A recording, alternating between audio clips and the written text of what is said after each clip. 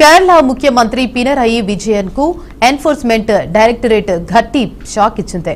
విజయన్ తో పాటు ఆయన వ్యక్తిగత కార్యదర్శి అబ్రహం, ఆర్థిక శాఖ మాజీ మంత్రి థామస్ ఐజాక్ కు షోకాజ్ నోటీసులు జారీ చేసింది. విదేశీ మారకపు నిర్వహణ చట్టం నిబంధనల ఉల్లంఘనకు సంబంధించి ఈ నోటీసులు జారీ చేసినట్లు సమాచారం.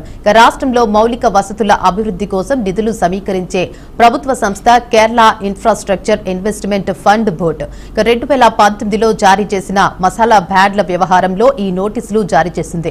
నిధుల సేకరణలో ఫెమా మార్గదర్శకాలను పాటించలేదన్న ఈడీ ఆరోపణల నేపథ్యంలో ఈ వ్యవహారంపై అనుమానాలు వ్యక్తమవుతున్నాయి.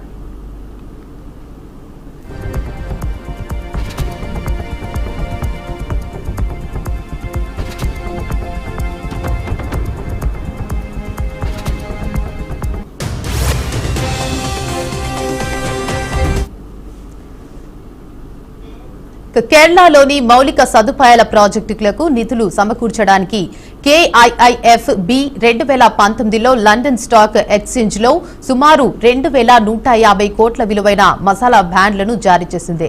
ఈ నిధుల సమీకరణ, వాటి వినియోగంలో ఫెమా నిబంధనలను పాటించలేదని, RTI మార్గదర్శకాలకు విరుద్ధంగా ప్రభుత్వం వ్యవహరించిందనేది ప్రధాన ఆరోపణ. రాష్ట్ర ప్రభుత్వ సంస్థ అయిన KIIFB కేంద్ర ప్రభుత్వ అనుమతి లేకుండా విదేశీ మార్కెట్ల నుండి నేరుగా రుణాలు తీసుకోవడం రాజ్యాంగంలోని ఆర్టికల్ 293(1) కి విరుద్ధమని కాగ్ తన నివేదికలో స్పష్టం చేసింది.